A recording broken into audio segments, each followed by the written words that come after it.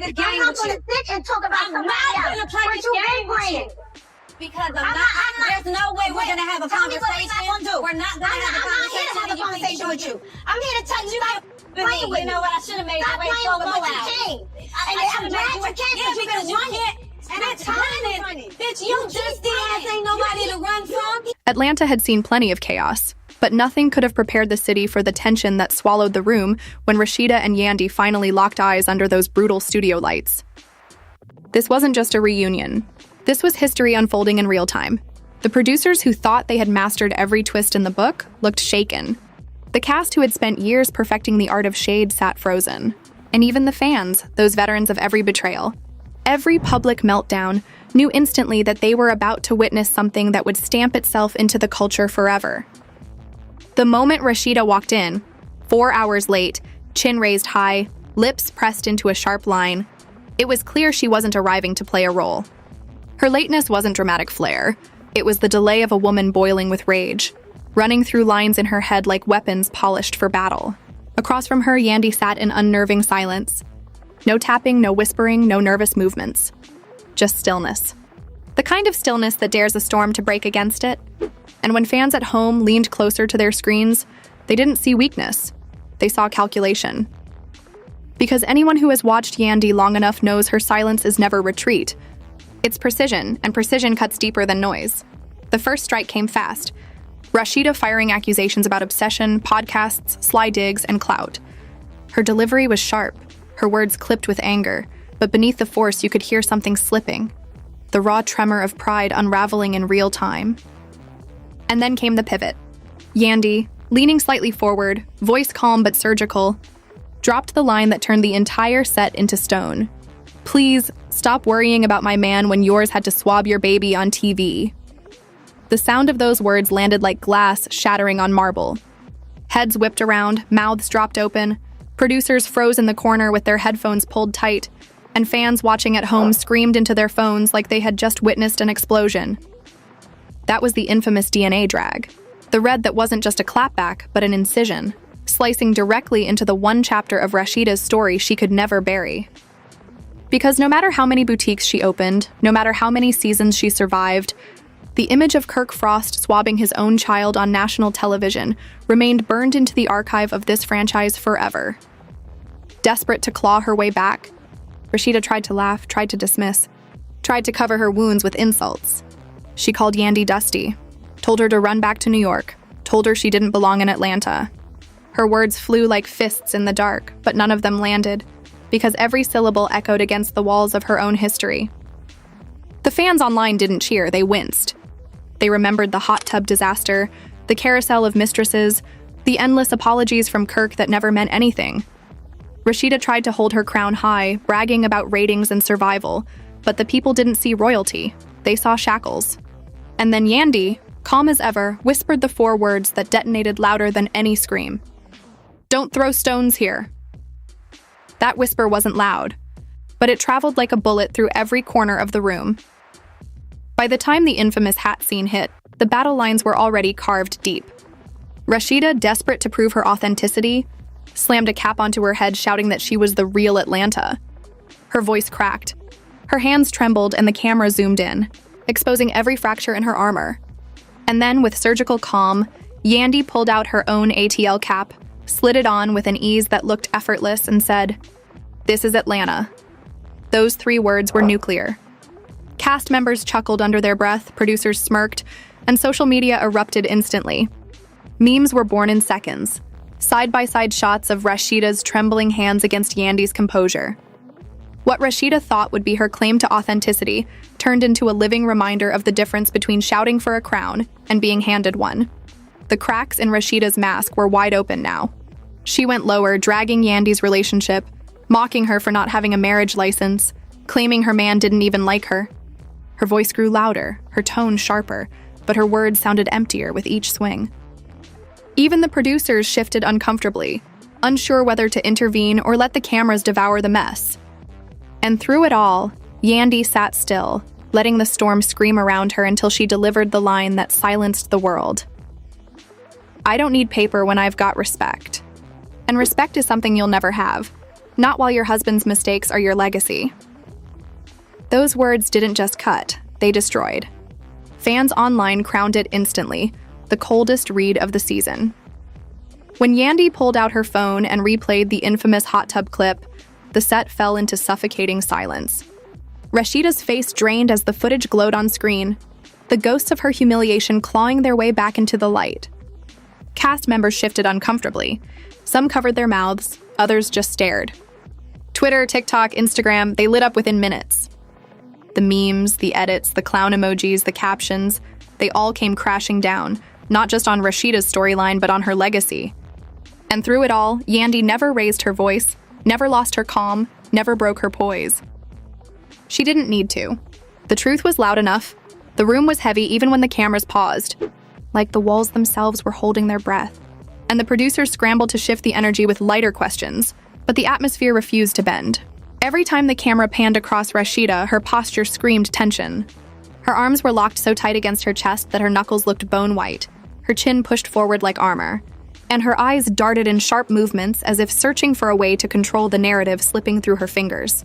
For years, she had convinced herself and the world that she was the blueprint of survival, the woman who could take blow after blow and still come out standing, the queen who wore her pain as proof of strength.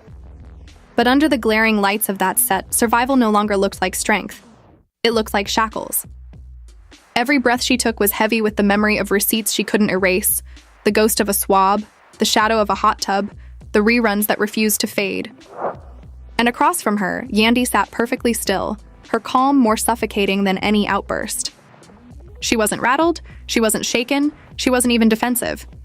Her silence was deliberate, a weapon she wielded with precision, the kind of silence that forces the other side to crumble under the weight of their own contradictions. And that was exactly what was happening to Rasheeda. The cameras rolled again, and that was when Rasheeda snapped. She couldn't sit any longer, couldn't hide behind crossed arms or clenched teeth. She shot up from her chair, her whole body trembling, her fingers stabbing the air as if each jab might puncture the calm in front of her. Her voice cracked as it echoed across the set. "You will never sit above me in this city. Never."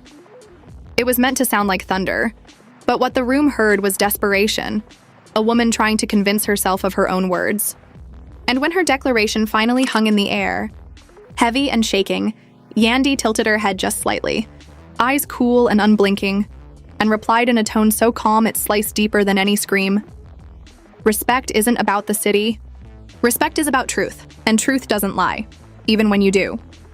The reaction was instant. A ripple of gasps cut across the set. A few claps broke out before cast members remembered the cameras were watching. And on the internet, the line detonated like fireworks. Within minutes, edits popped up across TikTok, captions appeared on Instagram Reels, and Twitter flooded with threads praising the sharpness of the read. What should have been Rasheeda's chest-beating moment instead cemented Yandy as the woman who didn't need volume to win a war. When the next break was called, the room didn't relax. It bristled with whispers. Erica Mena leaned toward a producer, her eyes wide, whispering that she had never seen anything this raw play out on camera. Carly Red couldn't keep her phone down, thumbs flying across the screen as she texted furiously, already preparing gossip for whoever wasn't in the room.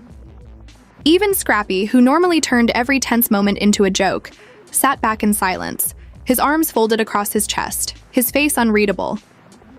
The weight of what they had all just witnessed was so thick it drowned out every attempt to reset the tone. This wasn't just reality TV anymore. It was a cultural reset happening in real time. But pride doesn't collapse quietly, and Rasheeda refused to fold. Her fury shifted away from Yandy for a moment and latched onto the producers. Her voice cracked as she shouted about setups, edits, manipulation, about how they were painting her as weak after all the years she had carried Atlanta on her back. She reminded them she had sacrificed, she had bled, she had made the show into what it was. Every word ricocheted across the walls, but instead of piercing anyone else, they bounced back at her, the sound of a queen arguing not with her enemy but with her own reflection. Across the room, Yandy smirked faintly, sipping her water, crossing her legs again, her composure untouched. That smirk wasn't arrogance, it was control. The message was clear. She didn't even need to fight. She was letting Rasheeda destroy herself. And then came the line that broke the night wide open. Rasheeda, desperate for some leverage, reached into the shadows of past scandals and pulled out Jasmine Washington's name. and pulled out Jasmine Washington's name.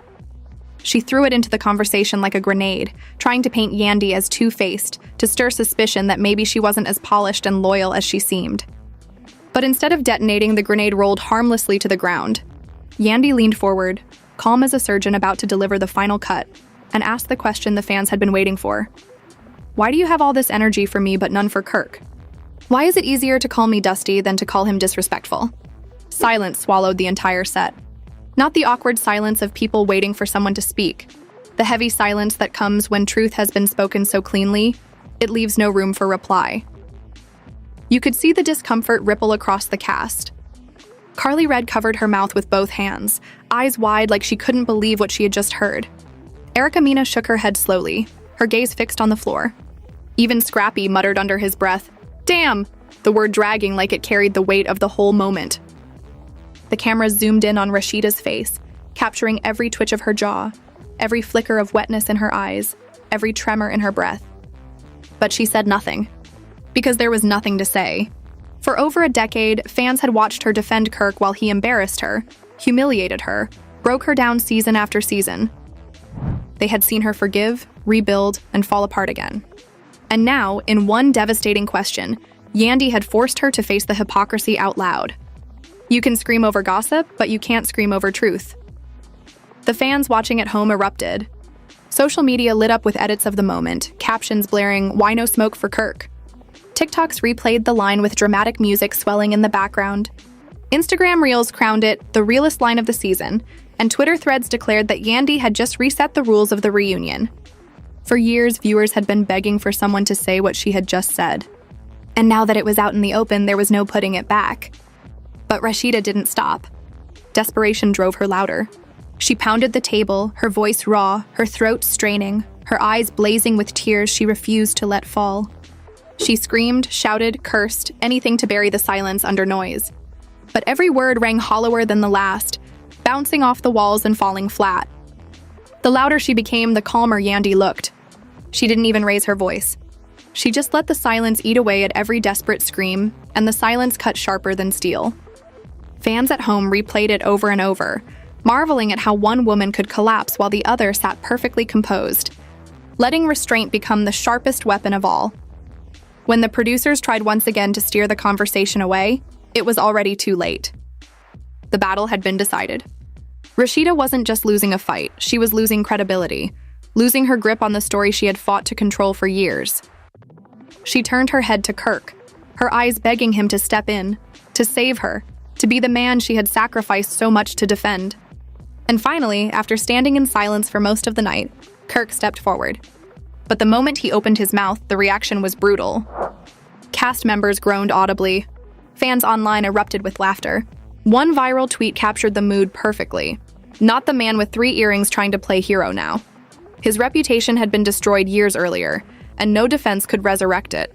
Instead of saving Rasheeda, his words only deepened her humiliation. Yandy didn't even bother to engage him directly.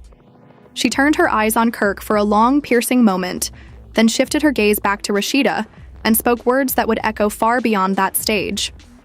"This is the man you keep defending. But this is also the man who keeps making you the punchline. That's not love. That's loyalty to humiliation." The silence that followed suffocated the room. You could see Rasheeda's chest rise sharply, her lips tremble, her eyes glassy with the tears she refused to shed. She held herself stiff, forcing her face to stay composed, but the cameras captured every fracture in her pride. And the internet, ruthless as always, devoured it in real time. TikToks layered the line with sad violin music. Twitter captions mocked her with, "Loyalty to humiliation isn't love," and Instagram edits paired Yandy's calm smirk with glowing text. Respect lasts longer than ratings. The verdict was sealed. By the time the studio lights dimmed and the cameras finally powered down, the damage had already escaped the 4 walls of the set. The fight between Rasheeda and Yandy wasn't confined to reunion drama anymore. It had become an online earthquake, shaking every corner of the culture. Within minutes, clips were circulating at lightning speed. The DNA drag was replayed in slow motion with dramatic filters. The ATL cap moment was stitched side by side with old reunion classics. And the question, "Why no smoke for Kirk?" was everywhere, stamped on memes, etched into captions, turned into TikTok sounds that fans lip-synced by the thousands. Bloggers pushed out midnight uploads, thumbnails plastered with Rasheeda's trembling hands and Yandy's calm smirk. Podcasts scrambled to record instant reaction episodes. Even gossip sites that normally stayed neutral picked sides, declaring that this wasn't just an argument, it was a dethroning. For Rasheeda, silence became its own prison. She didn't post a word, didn't clap back online, didn't even try to spin the narrative, but that silence only made the backlash louder. Every time she uploaded something as simple as a boutique promo or a photo shoot, the comments section turned savage. Fans flooded her posts with clown emojis, dragging up the swab clip, mocking her for defending Kirk at all costs. Lines like, "Loyalty to humiliation isn't love," and "Queens don't beg producers for crowns" followed her like shadows. The very survival she once wore as a crown had become her chain. And the more she tried to hold her head high, the more the internet tilted it sideways, reshaping her image into one of a woman trapped by the very man she refused to hold accountable. Meanwhile, Yandy didn't need to brag or gloat. She let the culture do it for her. Her silence became louder than any monologue. Fans turned her reads into reaction gifs, her calm smirk into profile pictures, her quotes into status updates and captions. Even people who didn't normally watch Love and Hip Hop were reposting the clips, writing, "This is how you win a fight without shouting." She became the face of composure, the blueprint of strength without chaos, and with every share, every repost, her position in Atlanta's hierarchy grew stronger. She didn't just defend herself. She walked into enemy territory and left crowned by the audience itself. Behind the scenes, the cast had their own whispers. Erica Mena told friends she couldn't believe the level of exposure Rasheeda had just suffered, saying she'd never seen someone so dismantled on stage. Carly Red, who had been furiously texting under the table during breaks, leaked little hints to the blogs, feeding the flames. Even Scrappy, usually a magnet for jokes, stayed quiet, telling one crew member that this wasn't drama anymore. It was war. Everyone knew the same truth. A hierarchy had been broken. Whatever title Rasheeda had clung to for years had cracked. And Yandy now stood at the center of the storm with her crown made of silence and receipts. But if Atlanta has taught anything, it's that pride doesn't die quickly. Rasheeda wasn't the type to disappear quietly. As she stormed out of the studio with Kirk trailing behind her, her crown tilted and her pride bleeding, she hissed promises of revenge under her breath. Her voice trembled, but her words carried weight. She would strike back. She would rebuild. She would not allow herself to be written off as a casualty of humiliation. And everyone in that room knew she meant it. This wasn't closure. It was the beginning of a new war. By dawn, the city was already buzzing. Fans weren't just debating who won. They were rewriting the legacy of Love and Hip Hop Atlanta itself. For Rasheeda, the fight wasn't about survival anymore, it was about credibility, and she had lost it on live television. For Yandy, the battle wasn't about victory. It was about truth, and once truth has been spoken out loud, it can't be buried again. The reunion was over, but the aftershocks were only beginning. And as Atlanta woke up to a new morning, one fact was undeniable. This fight would not fade with the credits. It would haunt, it would trend, it would fester, and when the cameras turned back on, the war between Rasheeda and Yandy would be waiting, louder, sharper, and more dangerous than ever. And more dangerous than ever.